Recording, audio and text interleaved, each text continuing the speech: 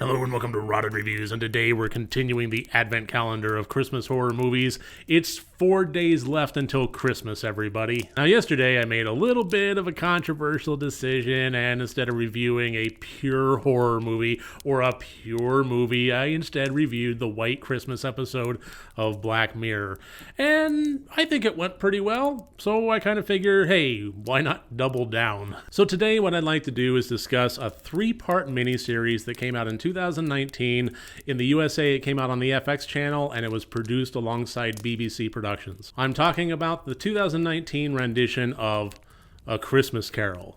Now, just like yesterday, this isn't pure horror. This doesn't have somebody running around in a Santa costume, wielding an axe and slashing up teenagers, but this does have some damn dark elements to it. And it's also not a movie, but it's a self-contained 3-part, 1 hour each, 3-hour total long runtime. And for that, I mean, that's kind of what you would consider to be a fairly long movie, but not out of bounds. We're not talking about a 16-hour long runtime. So I'm counting it, and I'm going to be reviewing it here right now. Because honestly, this has been on my radar for a while, and it's also been unwatched. I saw this come out in 2019. I was extremely interested in it, and I kind of dug the notion of it. Now, cards fully on the table, I have never actually read A Christmas Carol. I really do have a lot of difficulty on a personal level with reading Charles Dickens ever since the high school gauntlet of A Tale of Two Cities.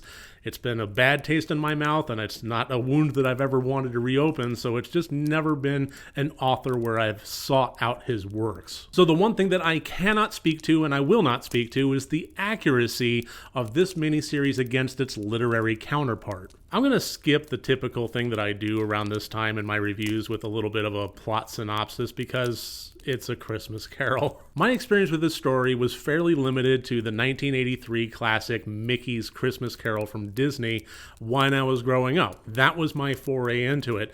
Later came the Muppets Christmas Carol, and we had the made-for-TV series with the British actors that was way too dry for me when I was a kid.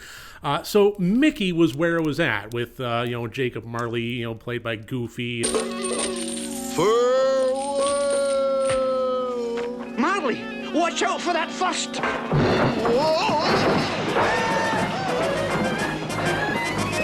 Step.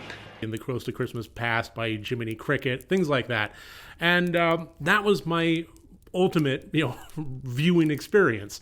And, when I think of A Christmas Carol, that's just kind of the default version that comes through my mind. So when I saw the opportunity to watch something that was purposefully darker and purposefully morbid and difficult in tone, I was jumping on that bandwagon hard. That was where my interest was really at. Because I gotta be honest, even watching other iterations of it, the storyline itself has always kind of struck me as just a little bit simple and a little bit vapid. For the most part, it's always been somebody that has been cranky and miserly, but ultimately just kind of a douche. And then the ghosts come and, see the error in my ways, but usually it's kind of, I see the error in my ways, but no. And then I see the error in my ways, but no. Then he sees his gravestone and is like, oh shit, I die? Well, let me reverse everything and be super happy and dance in the streets.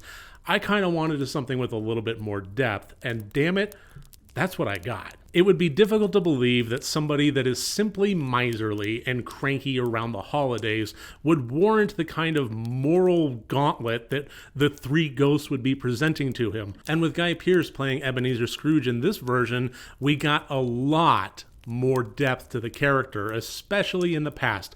The bulk of this entire miniseries takes place leading up to the ghosts and in the past segments. And I mean a vast majority. Once the Ghost of Christmas Past had done his thing, I was wondering legitimately if I was missing a 4th episode. But no, they wrapped up the storyline pretty well in the time they had remaining.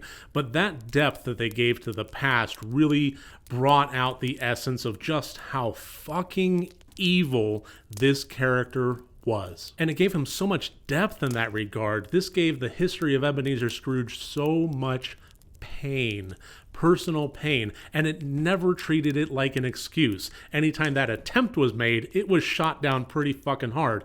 But it was provided in a context of, we are going to show you your pain so that you can finally deal with it. It will no longer be the element of your nightmares every night. Instead, we are going to address it. So by the time we got to the present and the future, it was a very rich character and a very rich storyline, and somebody that you really hated. And not just for being a little bit of a cranky pants, bah humbug-esque dude around Christmas time. The other thing this really addresses very nicely, in my opinion, and I'm going to keep this as spoiler-free as possible, but an issue that I've always had in terms of A Christmas Carol has been the moment of ultimate atonement, and that usually comes when Scrooge is presented with his mortality. Like when he sees his gravestone or an empty plot, or in the case of Frank Cross and Scrooge, his casket going into the crematorium. It's usually along the lines of confronting the fact that he is going to die, and sometimes also accompanied by the fact that nobody is there to mourn him.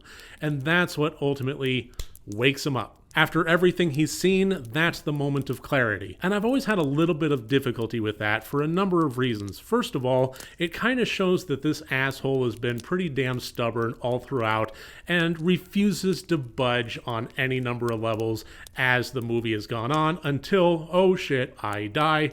Let's turn this life around. And that always just kind of rang a little hollow to me. Not to mention, I don't think you can really wind up in the place where you have made a lifetime of enemies and are sitting counting your pennies in your counting house while continually making more enemies, and not at any point really, and I mean truly, have to confront your own mortality. I would think that this has been something that Ebenezer Scrooge would have had to have faced at some point or another, probably 6 times a year. At some point, you live a life in which you are presented with life and death in a very real way, often enough that your mortality should not come as a shock. It should be something that you have accepted long ago. And I can't think of a better example than the character of Ebenezer Scrooge as somebody that should have had to go through that, should have had to make peace with that already. And again, trying to stay as spoiler-free as possible, with the 2019 version, it does go well above and beyond that. Not only in the final moments of atonement and what atonement even really means, that this series really discusses that at length very well, but also in the steady progression of change of the character. It wasn't a final wake-up call that turned everything around. It was simply the final moment and the final test in which he was able to fully express what he had been feeling along this journey. Now, I see a lot of people complain that this series was too bleak, and maybe that's true. Maybe that's right. But I honestly loved it. As far as the tone goes, the monochromatic, muted color palette, I'm pretty sure that the sun wasn't invented in England until the 1900s, apparently. But it worked well in this case. The era of the cobblestone streets and the rag and bone men and the workshop houses, things like that. It worked in terms of having that kind of muted color palette where colors really don't exist. And yes, it makes it bleak. But yes, that's kind of also the point. I also really enjoyed how this series dealt with some extraordinarily difficult topics, and it did so in a way that was very subtle. It left a lot up to the imagination, and it didn't spell everything out, but it was so good about show don't tell that the information you needed still found its way to you, and I think it honestly had much more impact as a result. As much as I really do love 50-gallon drums of blood and guts and gore in my horror movies, there's also a place for subtlety, and there's a place for nuance, and the 2019 version of A Christmas Carol is a fantastic example of how to pull that off extremely well. With the dust settled and the end credits rolled and everything being equal, I do think that A Mickey's Christmas Carol is probably still going to be the default one that sticks out in my head, and certainly the most nostalgic. And God blesses everyone. Joy to the children far and near. What a wondrous time of year. But I do think that the 2019 3-episode miniseries is, so far, my absolute favorite.